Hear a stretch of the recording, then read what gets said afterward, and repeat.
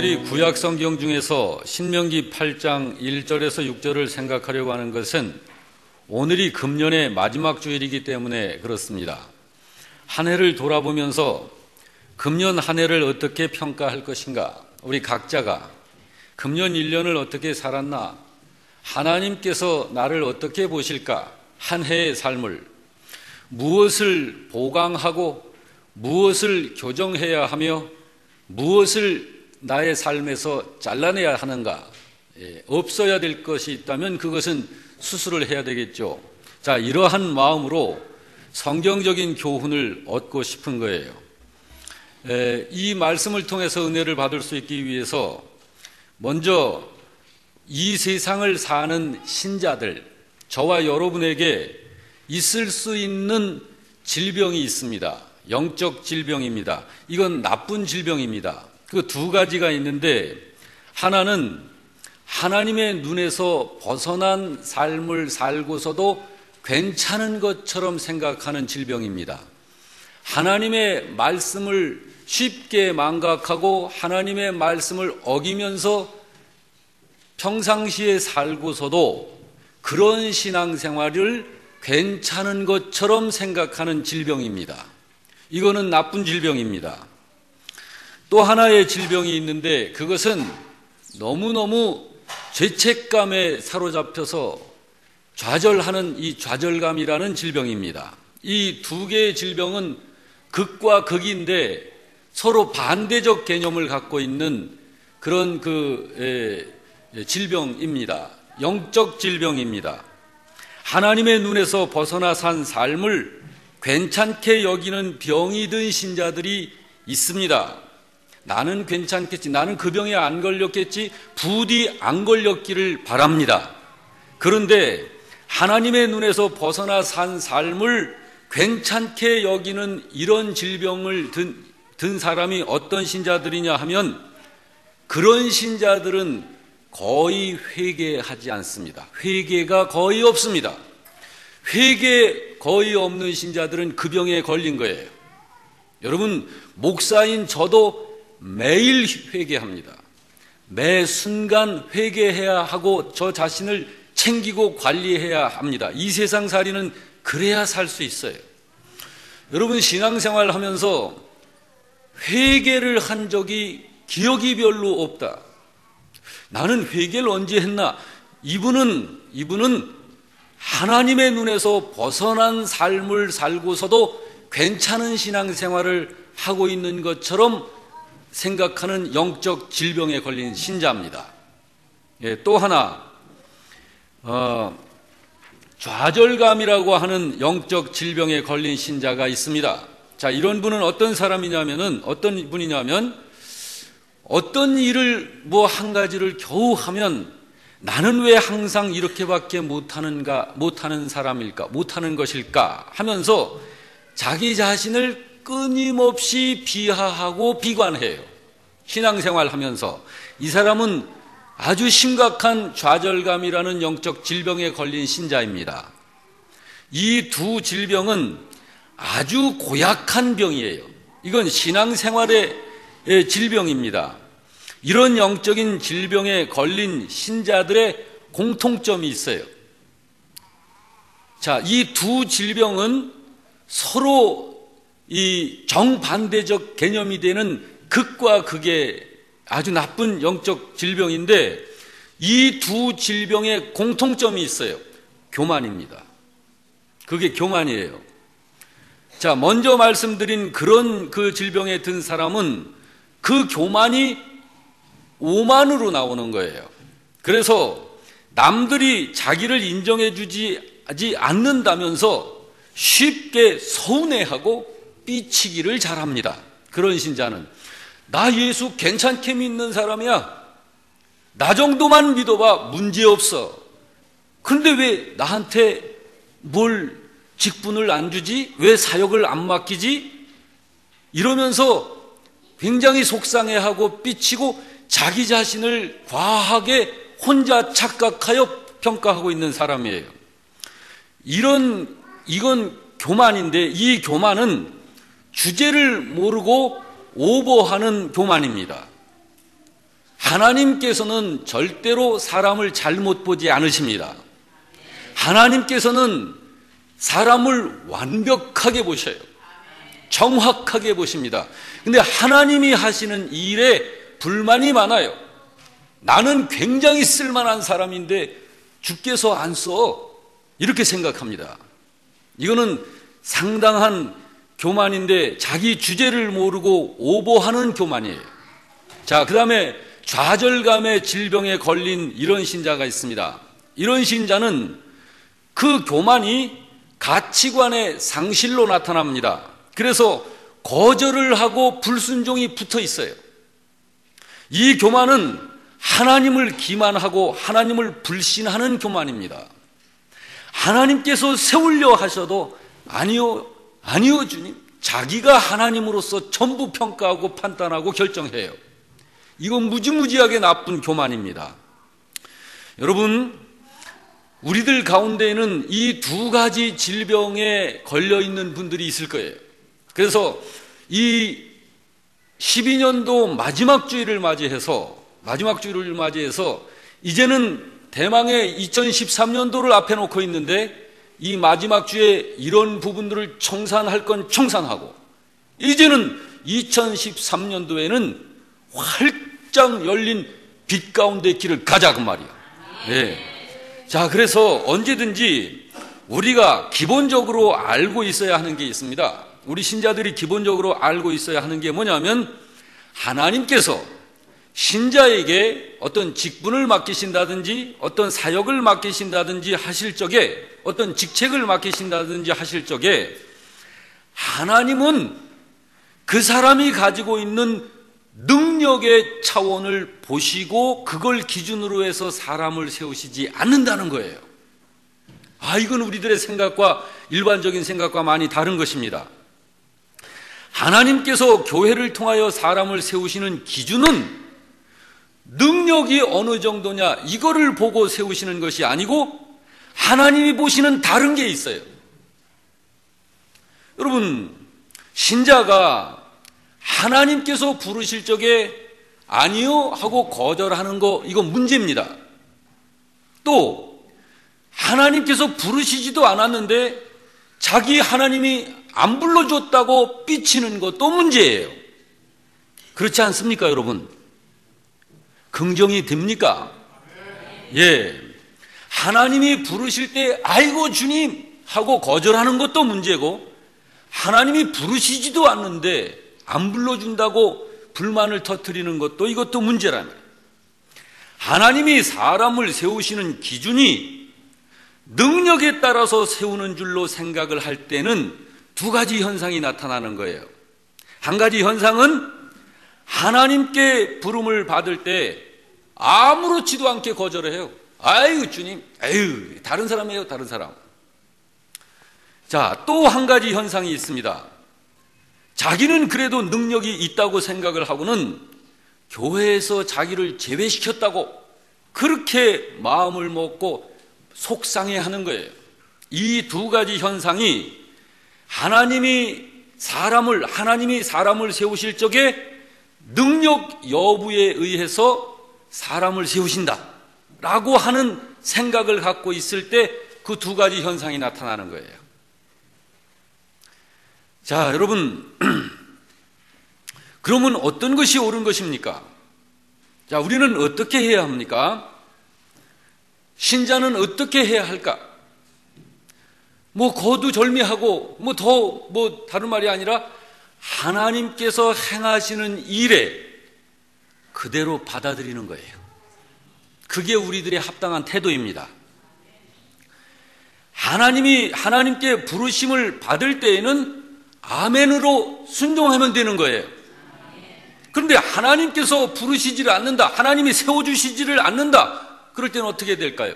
그럴 때 역시 아멘 하면서 자기 자신을 돌아보며 경건을 훈련시켜 하나님께 쓰임받을 수 있는 사람이 되도록 자기를 키워나가면 되는 거예요. 하나님이 안 불러주셨다고 불만을 터뜨리는 거, 이거는 문제예요. 하나님이 불러주시는데도, 부르시는데도 자기 마음대로 거절을 하는 거, 이것도 문제예요. 이게 극단적인 것들입니다. 자, 그래서 하나님께서 사람을 세우시는 방법을 우리들은 좀 정확히 알자. 정확히 알자. 하나님이 사람을 세우실 적에 교회를 통해서 세우십니다. 믿으시기 바랍니다. 이 교회가 누구 것인가요? 하나님 것이에요. 여러분, 제가 개척한 교회라고 해서 저의 것인가요? 아닙니다. 저의 주인이 하나님이시고 우리 영락교회의 주인이 하나님이세요. 하나님께서 당신의 교회를 통하여 하나님이 사람을 세우시는 거예요. 그런데 하나님이 그 일을 하시는 과정이 있고 순서가 있어요. 제일 먼저 하나님이 하시는 일은 신자로 하여금 교만을 고치시는 일을 하십니다. 교만한 신자는 하나님께서 그 교만이 있는 한은 안 쓰셔요. 하나님께서 어떤 사람을 쓰시려고 하실 적에는 그 교만을 먼저 고치시는 일을 하십니다. 자, 그게 뭘까요? 그것은 자기 자신의 능력에 대해서 철저하게 포기하도록 하는 일을 하셔요. 여러분, 이 일은 저와 여러분 모두에게 주님께서 동일하게 갖고 계신 거예요. 여러분이 하나님께 쓰임받기를 원하시면 여러분은 여러분의 능력, 여러분의 재능, 여러분의 은사, 여러분의 어떤 모든 그런 것들에 대해서 내가 이걸 가지고 하나님께 이거 할 수 있는 것이다라고 하는 이런 그 교만성을 완전히 내려놔야 됩니다. 그래야 하나님께서 쓰시는 거예요. 여러분, 2절 말씀을 우리 합독을 하겠습니다. 다 같이. 내 하나님 여호와께서 이 40년 동안에 네게 광야길을 걷게 하신 것을 기억하라. 이는 너를 낮추시며 너를 시험하사 네 마음이 어떠한지 그 명령을 지키는지 지키지 않는지 알려 하심이라. 여러분, 이게 무슨 말씀인지 아신가요? 하나님이 신자에게 가장 먼저 하시는 일이 광야 생활이에요. 광야 생활. 광야 생활을 거치게 하셔서 하나님께서는 신자를 하나님의 사람답게 만드시는 거예요. 여러분, 어떤 사람이 하나님의 사람입니까? 어떤 사람이 성경에서 말하는 하나님의 사람일까요? 하나님의 사람은 하나님의 말씀으로 사는 사람이 하나님의 사람이에요. 여러분, 우리가 이렇게 함께 여기서 예배드리고 찬송하고 헌금하고 기도하고 나가서 자기 성질대로 살아버리면 그 사람 하나님 사람 아니에요. 여러분, 진정으로 안팎으로 우리는 믿음으로 사는 사람이에요. 믿음으로 산다는 게 뭘까요? 하나님이 주신 말씀을 순종하면서 사는 것을 믿음으로 산다고 하는 거예요. 어떤 사람이 하나님 사람입니까? 예배 시간대 되면 예배 괜찮게 드리는 사람이 하나님 사람입니까? 아닙니다. 여러분, 우리 여기 찬양대들한테 찬양 인도를 통해서 우리가 은혜 받죠. 이 찬양대원들이 찬양 인도를 이렇게 하면 하나님의 사람인가요? 여러분, 찬양대원들이 이렇게 찬양 사역을 하다가도 자기의 개인적인 생활에 들어가서 세상 사람들과 다르지 않게 살면 그 사람은 하나님의 사람이라고 할 수 없어요. 하나님의 말씀으로 사는, 하나님의 말씀을 지켜 사는 사람이 하나님 사람입니다. 여러분, 하나님의 사람은, 하나님 나라의 사람은 내 생각으로 살지 않습니다. 내 기분이나 내 생각을 따라 사는 사람이 아닙니다. 하나님의 말씀을 따라서 생각하며 사는 사람이 하나님의 사람이에요. 아무리 열심을 내서 믿는다고 하고 충성을 한다고 해도 그것이 자기 기분이나 자기 감정이나 자기 생각으로 하는 것이면 그 삶은 하나님께 영광이 되질 않는 거예요. 자기 기분으로 충성하고 자기 기분으로 자기 감정으로 열심히 신앙생활의 모습을 갖고 섬긴다 할지라도 교회에서 그걸 하든지 어디서 하든지 자기 기분, 자기 감정, 자기 생각으로 그렇게 열심을 내는 그런 신앙생활이라면 그 삶은 하나님께 영광이 안 되는 거예요. 그걸 하나님은 아시는 거예요. 우리는 잘 모를 수 있습니다. 어떤 분이 열심히 하면 저분 참 열심히 해. 겉으로 드러난 것에 거의 우리들의 느낌은 받습니다. 그러나 하나님은 그 중심을 아시는 거예요. 하나님께서 여러분과 저를 그냥 겉모양만 괜찮은 신자처럼 보이는 속 없는 신자로 유지시키기를 원하실까요? 아니면 속이 꽉 찬 진정한 신자가 되기를 원하실까요? 후자죠. 그렇기 때문에 하나님께서 신자에게 광야 생활을 살게 하시는 거예요. 왜 그러냐면 이 광야 생활은 나라고 하는, 내 능력이라고 하는, 나의 힘이라고 하는 이런 걸 철저히 깨트리고 내려놓고 오직 전능하신 하나님만을 의지해서 사는 사람으로 만드시는 장소가 광야입니다. 이스라엘 백성들을 광야 생활 40년을 살게 하신 것이 그래서 40년을 살게 하신 거예요. 홍해바다를 건너서 가나안 땅으로 들어가는 이 시간이 며칠 거리밖에 안 되는 거예요. 어린아이가 걸어가도 며칠 거리면은 가나안 땅 들어가는 거예요. 그 짧은 거리를 40년을 사는 거예요. 그 이 40년 기간 동안에 믿음으로 살지 않는 영적 교만을 철저히 하나님은 깨트리시는 거예요. 그래서 여러분, 광야 생활에 대한 이 놀라운 비밀을 알아야 합니다. 분명히 여러분과 저는 하나님의 자식이에요. 하나님이 무엇을 사랑하실까요? 여러분과 저처럼 더 사랑하는 건 없어요. 하나님은 하나님 자신보다도 여러분을 더 사랑하십니다. 그 증거가 있잖아요. 하나님 자신을 내놓으셨잖아요. 하나님께서 이 산야를 더 사랑하실까요? 하나님께서 저 태양과 별들을 더 사랑하실까요? 천만의 말씀. 하나님께서 창조하신 피조물 중에 여러분들을 가장 사랑하십니다. 하나님 자신보다도 사랑하신다고요. 그런데 그렇게 사랑하는 그 자식한테 왜 광야 생활을 허락하시냐 이 말이에요. 이유가 있는 거예요. 이유가 있어요. 이 광야 생활에 대해서 우리가 그래서 정리를 분명히 하고 알아야 됩니다. 좋은 것은 광야 생활을 빨리 끝내는 수준으로 들어가야 해요. 여러분, 광야 생활 40년 살고 싶습니까? 4년으로 끝내고 싶습니까? 4년으로 끝내야죠. 광야 생활 40년 걸려야 깨지는 게 있으니까 그걸 4년에 깨면 지혜로운 거죠. 넉 달에 끝내면 더 지혜로운 거죠. 4일 만에 끝내면 더 지혜로운 거죠. 4시간 만에 깨면 더 지혜로운 거죠. 4분 만에 깨면 더 좋은 거죠. 이건 뭐냐면 광야를 알면 그게 가능합니다. 광야가 무엇인지를 알면. 여러분, 광야 생활 40년에는 두 가지 조건이 있어요. 하나는 광야는요, 무엇을 심어서 수확할 수 있는 땅이 아닙니다. 인간의 능력으로 무엇을 이루는 장소가 아니라는 말이에요. 또 하나의 조건은 그렇기 때문에 광야에 항상 풍성한 것이 있어요. 그건 하나님의 기적의 역사입니다. 광야에서 많은 거예요. 자, 첫째, 광야 생활은요, 심어서 수확할 수 있는 땅이 아니에요. 그래서 변화가 많아요.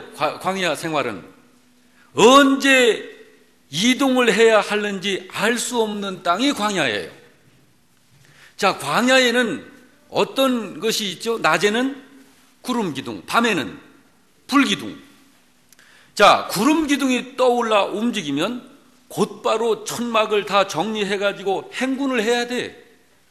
그리고 구름 기둥이 멈추면 거기다가 장막을 치고 또 머물러야 하는 곳이 광야예요.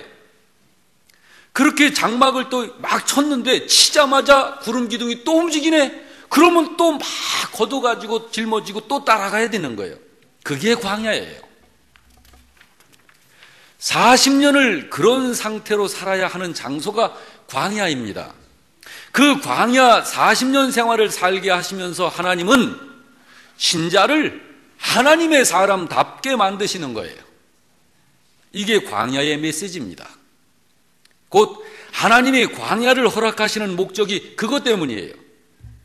광야 생활을 하는 신자는 그 광야의 메시지를 들어야 하는 거예요. 할렐루야. 자, 두 번째 요소. 광야는 심어서 수확할 수 있는 땅이 아니기 때문에 자, 일용할 양식이 이 어떤 특별한 다른 방식으로 공급이 될 수밖에 없는 거예요. 광야에는 그래서 기적이 풍성한 거예요. 기적. 예. 낮에는 구름 기둥이라는 기적이 항상 있습니다. 여러분, 구름 기둥이 우리가 저기 이렇게 둥실둥실 떠가는 저런 그 움직이는 그런 구름이 아니라 기둥으로 서 있는 거예요. 엄청난 기둥으로. 낮에. 이 구름 기둥이 따가운 햇볕을 이스라엘 백성들에게 그늘로 가려주는 거예요. 광야에서, 이 사막과 같은 곳에서. 근데 그것이 항상 있는 거예요. 매일 있는 거예요. 그 구름 기둥이 밤이 되면 불기둥으로 바뀌는 거예요. 불기둥으로. 그래서 거기서 열을 발산하면서 그 광야가 영하로 떨어질 때 얼마나 광야에서 백성들이 춥겠습니까? 거기에 온기를 덮여주는 거예요. 여러분, 이런 현상 보셨나요? 이런 현상. 그게 기적 아닙니까? 그런 기적이 하루라도 그치질 않아요. 하루 세 끼니 먹지 않습니까? 우리가 뭘 먹었나요? 이스라엘 백성들이 40년 동안 만나 먹었어요. 만나 기적이에요. 여러분, 만나 메추라기가 날라오죠. 반석에서 물을 터뜨려 하나님이 물을 먹여주시죠. 광야 생활 동안 그들이 먹은 것은 자기들의 손으로 심고 가꾸어서 먹은 것이 하나도 없어요. 하나도 없어요. 기적을 먹은 거예요. 기적 속에서 40년을 산 것이에요. 여러분, 만나가 뭘까요? 만나. 3절 말씀을 우리 같이 합독해서 읽겠습니다. 시작.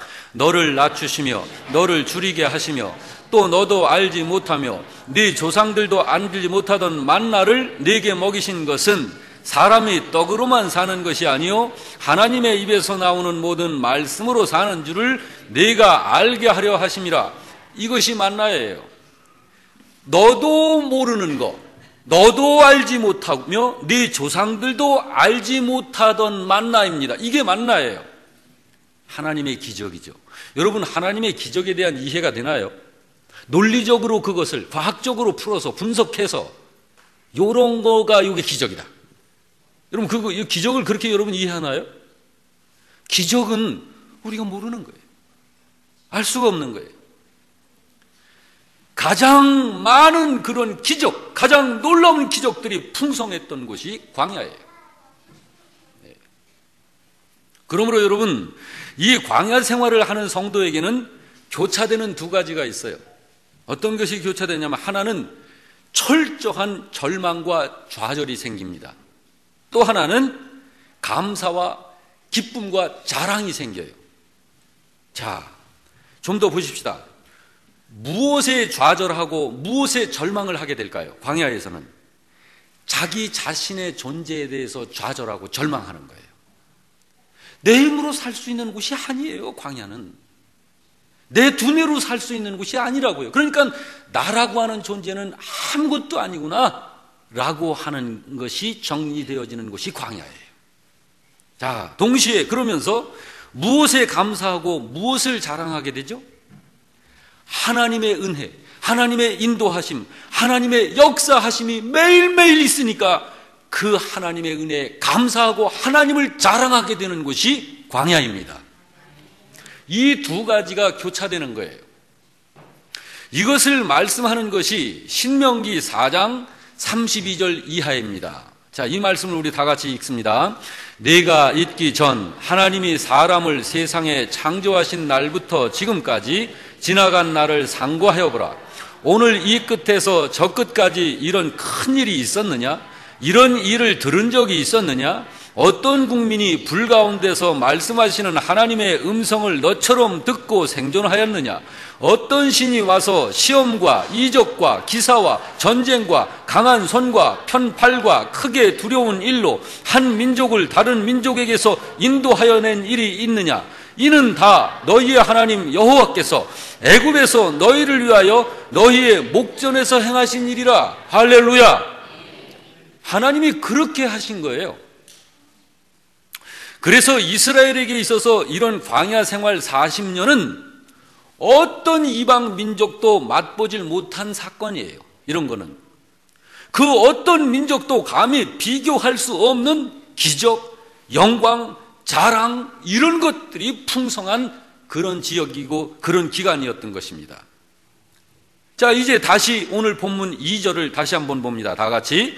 내 하나님 여호와께서 이 40년 동안에 내게 광야길을 걷게 하신 것을 생각해라. 이는 너를 낮추시며 너를 시험하사 내 마음이 어떠한지 그 명령을 지키는지 지키지 않는지 알려 하심이라. 이것이 이유예요. 그러므로 여러분, 하나님께서 광야 생활을 걷게 하시는 목적, 이유가 뭔가를 딱 알고 얼른 그 목적에 합한 신자로 들어가면 광야 생활은 끝나는 거예요. 할렐루야. 그러므로 여러분, 광야 생활은 얼마나 고단합니까? 피곤하죠. 잠도 못 자고요. 어떤 계획을 세울 수가 없는 거예요. 수시로 막 바뀌고 변동되고 변화가 많으니까. 예.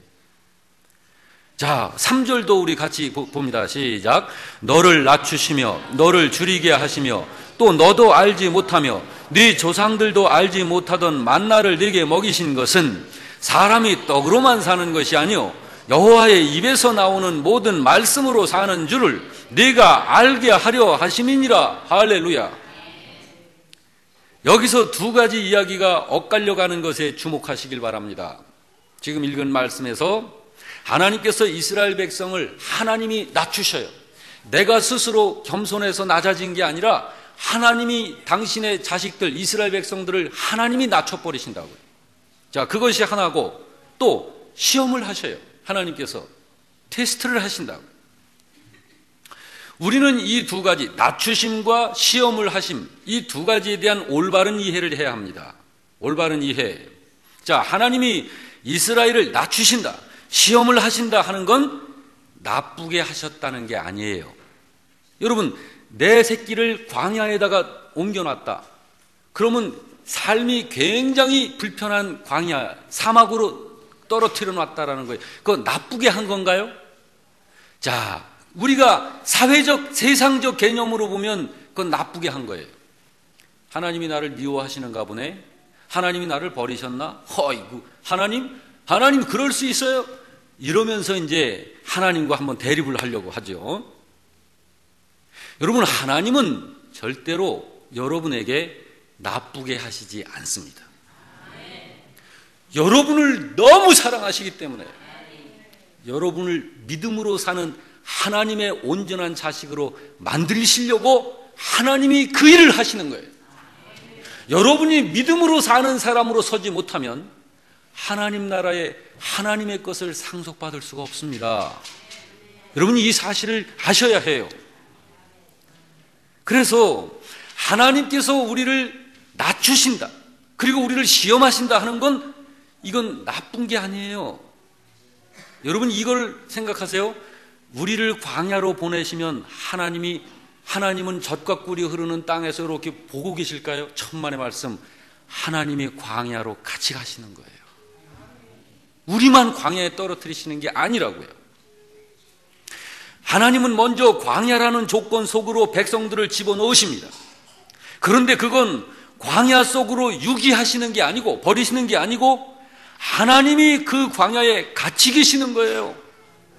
그래서 거기서 그 사랑하는 그 백성, 그 자식에게 만나를 먹게 하시고 낮에는 구름 기둥으로 시원하게 해주시고 밤에는 불기둥으로 따뜻하게 해주시는 그런 역사로 하나님이 함께 계시는 거예요. 하나님이 그들의 편에 여전히 계셔가지고 그들을 바라보시면서 지키시면서 같이 계시면서 하나님이 사랑스러운 하나님의 자식으로 만들어가고 계시는 거예요. 이것이 바로 믿는 신자들의 광야 생활입니다. 이 광야 생활은 안 믿는 사람의 광야 생활하고는 다른 거예요. 자, 믿는 사람의 광야 생활과 안 믿는 사람의 광야 생활 있습니다. 안 믿는 사람들 광야 생활 얼마나 척박하게 삽니까? 그런데 같은 광야 생활로 불리워질 수 있지만 질이 다른 거예요. 믿지 않는 사람들의 광야 생활에는 하나님이 같이 계시지 않습니다. 거기는 만나라는 음식도 없습니다. 구름 기둥도 없습니다. 불 기둥도 없습니다. 하나님이 보호하시지도 않습니다. 하나님을 거부하는 사람들의 광야 생활은 영적인 맹수들한테 그대로 노출되어 있는 장소예요. 그러니까 어둠의 영들이 너무너무 쉽게 괴롭히는 거예요. 하나님 모르는 사람들은, 그래서 여러분 이 하나님 모르는 사람들의 이 영적 세계를 들여다보세요. 무섭습니다. 사탄을 닮아가지고. 그렇기 때문에 그들은 두려워할 수밖에 없고 무서워할 수밖에 없고 삭막할 수밖에 없는 거예요. 바로 이것이 믿지 않는 사람들의 광야 생활입니다. 그런데 여러분과 저와 같은 신자들의 광야 생활에는 하나님이 함께 하시면서 하나님의 분명하신 뜻이 있어요. 하나님의 메시지가 있다는 말이에요. 그러므로 신자는 광야 생활을 하는 동안에 그 하나님의 뜻을 빨리 깨달아야 하는 거예요. 하나님이 말씀하시려는 메시지를 빨리 들어야죠. 예. 하나님이 신자를 광야 속으로 집어넣으시는 이유는 하나님의 뜻을 깨닫지 못하는 신자에게는 하나님의 뜻을 정확하게 깨달을 수 있는 능력을 갖게 하시려는 거예요. 그 다음에 하나님의 음성을 당체 못 듣는 신자들이 있어요. 하나님이 아무리 말씀하셔도 그게 하나님 음성인지를 못 들어. 자, 그런 신자에게는 하나님의 메시지를 분명히 들을 수 있는 영적인 귀가 열리도록 하시는 것이 광야예요. 예. 여러분, 근데 궁금한 것이 있어요. 자, 그 깨닫게 하시기 위해서 꼭 광야 생활을 하도록 해야만 하는 거죠. 광야 생활은 싫으니까요, 우리가. 광야 생활 싫잖아요. 저도요, 광야 생활을 꽤 오랫동안 걸었어요. 저 수업료 많이 냈습니다. 저 벌겋게 눈뜨는 앞에서 제게 있는 전 재산 집 팔아가지고 옛날 한 30년 전에 그때 당시에 억대 재력가였습니다. 저는 그거 전부 팔아가지고 그분한테 떡 갖다 주었어요. 그분은 그거 싸들고 도망가고, 그래가지고 내 재산 전부 그냥 남 주고 나는 길거리에 내앉고, 그때서부터 쓰라린 이 광야 생활을 산 거예요. 이제 지금은 아니죠. 지금 제가 이제 이 광야를 깨달았어요. 이 광야를 제가 알았습니다. 하나님이 왜 저에게 이 광야 생활을 주셨는지, 훈련을 하시는지 제가 안 거예요. 저 수업료 많이 냈습니다. 여러분, 저처럼 길게 걸리시지 마시고 여러분들은 짤막한 광야 생활로 아주 지혜로운 그런 믿음의 신자들이 되시길 주의 이름으로 축원합니다. 예. 자, 하나님께서 사랑하시는데 광야 생활을 허락하시는 이유는 효과 때문에 그래요. 효과. 자, 생각해 보시기 바랍니다. 젖과 꿀이 흐르는 여유 있고 풍족한 땅에서 기적을 맛보는 거하고 사막과 같은 광야 같은 곳에서 기적을 맛보는 것, 어느 것이 어떤 기적이 더 메시지가 클까요? 어떤 메시지가? 광야가 큰 거죠. 여러분, 늘 여유 있고 부족한 것이 없는 사람한테 어떤 선물 하나 줘보세요. 그거 그냥 놓고 가 이래요. 근데 그냥 이 배를 고른 분한테 진짜 제가 좀 빵이라도 하나 사가지고 가면 그렇게 고마워가지고, 그것이 뭐라고 그렇게, 그런데 그렇게 고마워하는 거예요. 효과입니다. 효과 때문에 그래요. 먹을 것이 없는 곳, 마실 것이 없는 곳, 낮에는 섭씨 40도, 50도의 기온으로 올라가서 당체 그냥 뜨거워가지고 숨이 헉헉거리는 그런 곳인데 밤에는 또 영하로 또 떨어지는 이런 황량한 광야 속에서 낮에는 구름 기둥으로 그늘이 되어주시고 밤에는 불기둥으로 따뜻하게 데펴주시는, 이렇게 인도해 주시는 하나님을 매일 보는 거예요. 매일. 그런 환경인데도 먹을 것이 때를 맞춰 나오고 반석에서 생수가 흘러나오게 해주시어 마시도록 하시는 역사를 보는데도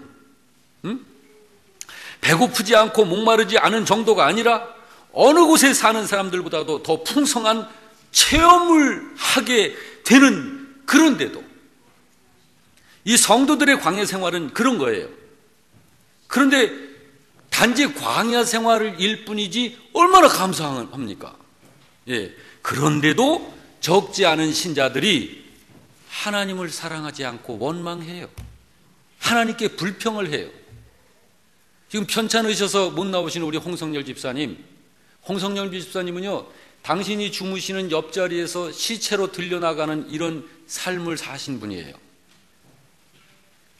일제시대 다 겪으시죠. 6.25 동란 다 경험을 하셨죠. 2번이나 이 징용, 이 소집돼가지고 전선으로 끌려가셔서 이 전우들이, 이 병사들이 먹어야 할 양식을 이 위에 있는 상사들이 다 빼돌려가지고 병사들이 배를 골고, 그러면서 그 추운 겨울에 자고 일어나면 못 일어나는 사람들은 다 숨이 끊어진 거예요. 이런 배고픔을 사신 이 홍 집사님이 뭐라고 말씀하시는지 아십니까? 지금 우리가 사는 이 시대가 천국이라는 거예요.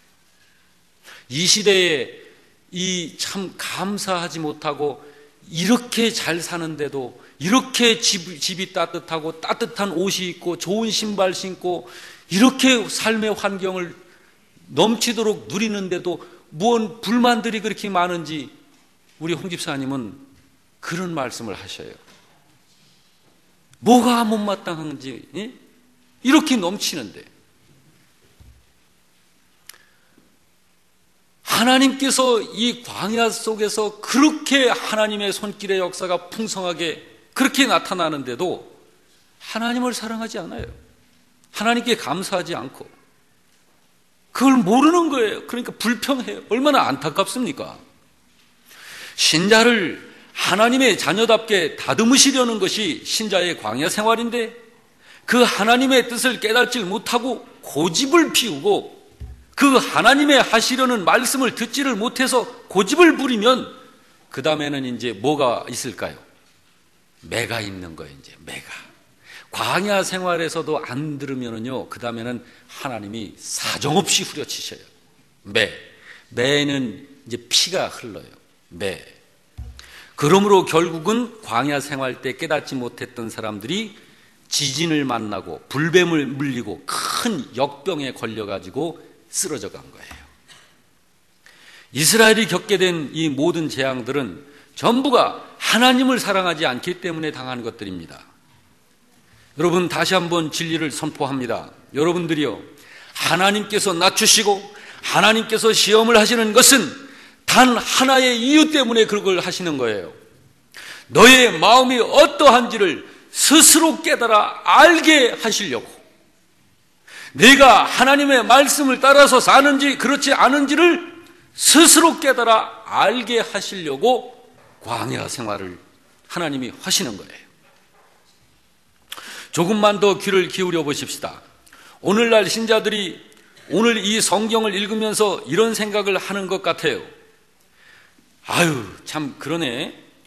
우리가 만일 그때 이스라엘 백성들이 겪은 그런 기적을 경험했더라면 우리는 그 사람들처럼 하지 않고 제대로 하나님을 믿을 텐데, 이런 생각을 하는 거예요.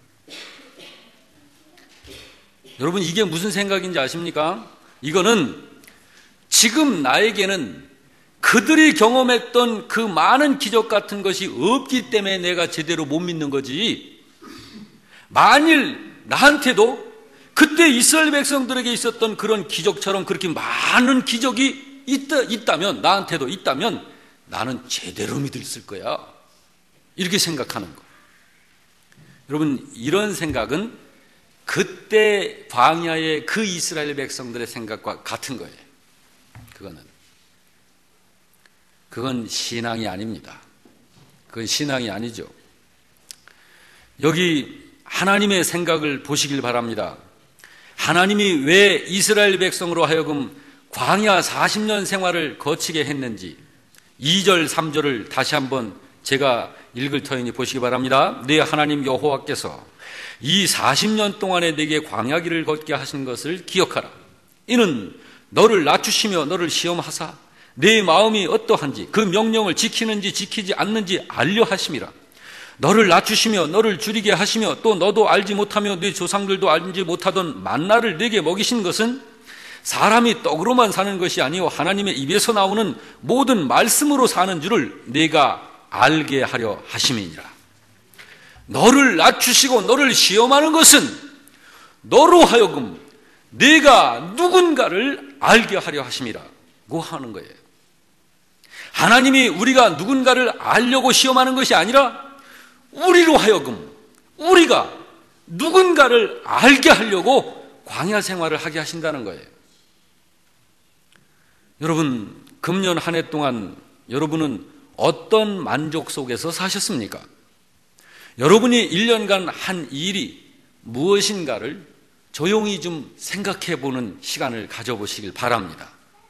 이 좋은 환경, 이 좋은 여건, 이 좋은 조건, 이 자유로운 시간 속에서 과연 하나님이 원하시는 것을 깊이 구하고 찾으면서 나는 금년 1년을 살아왔는가?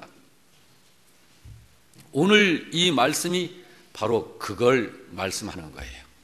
그걸 말씀하는 거예요. 여러분 분명히 아시길 바랍니다. 광야는 씨를 뿌릴 수 없는 곳임에도 불구하고 너희 의복이 헤어지지 아니하였고 너희의 발이 부르트지 않았다고 성경은 진술합니다. 하나님이 함께 하셨다는 거예요. 하나님이 전부 돌봐주셨다는 거예요. 하나님이 공급하셨다는 거예요. 왜 그렇게 하셨다는 겁니까? 그 이유는 사람이 그런 것으로만 사는 것이 아니라 하나님의 말씀으로 사는 것임을 분명히 알고서 이제는 반듯한 올바른 믿음의 하나님의 자녀로 서라는 거예요. 사랑하는 성도 여러분, 이제 돌이켜 보십시다. 1년간 하나님이 다 돌보아 주시고 공급해 주시는데도 먹고 사는 문제에 대해서 얼마나 걱정을 많이 하고 살아왔는가? 하나님의 보살피심에 얼마나 감사했는가? 하나님의 뜻을 찾으려고 얼마나 고민을 했는가? 아니면 세상살이에 얼마나 걱정을 많이 했는가? 이 문제에 대해서 여러분은 어떤 결론을 갖고 있습니까? 하나님이 출애굽기를 기록해 하신 이유가 바로 그것 때문입니다. 하나님의 백성은 춥고 더웠던 광야 40년을 사는 동안 결코 춥지 않게 지냈고 덥지 않게 살았습니다. 의복이 헤어지지 않았고 발이 부르트지도 않았습니다. 그런 보살핌을 받으며 살았지만 그때의 이스라엘 백성들의 많은 사람들은 결국 지진으로 죽었고 불뱀에 물려 죽고 병에 걸려 죽는 재앙을 받고 말았던 것입니다. 왜 그렇습니까? 광야 생활에 대한 하나님의 뜻에 마음이 어두운 거예요. 모르는 거예요. 광야 생활을 왜 하고 있는지를 모르는 거예요. 광야 생활에 대한 하나님의 메시지를 듣지 않고 아주 그 나쁜 고집을 피우기 때문에 그랬던 거예요. 여러분은 1년 동안 무엇을 위해서 고민하고 무엇을 위해서 살았습니까? 우리는 이 시간 하나님의 뜻에 우리의 마음을 모아야 합니다. 하나님의 말씀에 귀를 기울여야 합니다. 오늘 이 말씀 속에 있는 메시지는 결코 꾸지람을 하려는 메시지가 아닙니다. 주님의 일을 몇 번이나 했는지 세어보라는 것도 아닙니다.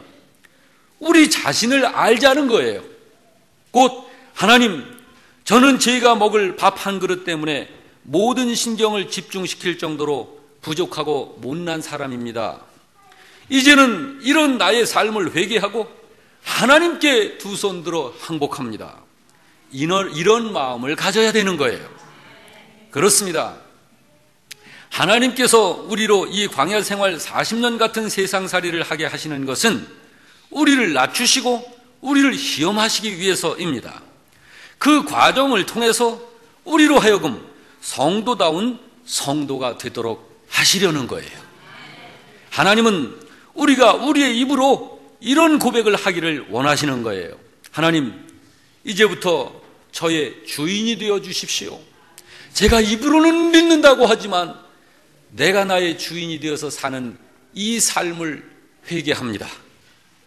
제가 하나님을 요청할 때까지 기다리지 말아주시고 저는 너무나도 못난 이이기 때문에 가만 놔두시면 저는 제 욕심대로 살 수밖에 없는 존재입니다. 저를 다스려 주세요. 간섭해 주세요. 은혜로 강권해 주십시오. 저에게 하나님을 쫓겠느냐 세상을 쫓겠느냐 이렇게 이야기하지 마시고 저를 하나님이 강권적으로 붙들어 주세요. 움켜잡아 주세요. 이런 고백을 우리가 해야 하는 거예요. 여러분, 하나님은 이런 고백이 나오기를 원하시는 거예요. 여러분, 오늘 우리가 이제 지나가는 1년을 돌아보면서 나에게는 얼마나 자랑할 거리가 있고 내게는 얼마나 부끄러움이 있는가, 이런 것은 2차, 3차 그건 나중 문제입니다. 우리는 오히려 그런 우리들의 부족하고 못난 모습을 하나님의 역사하심 속으로 끌고 들어가서 하나님, 제발 저에게 제 인생을 맡기지 마시고 하나님이 내 인생의 주관자가 되어 주시옵소서. 이런 부르짖음이 나와야 하는 거예요.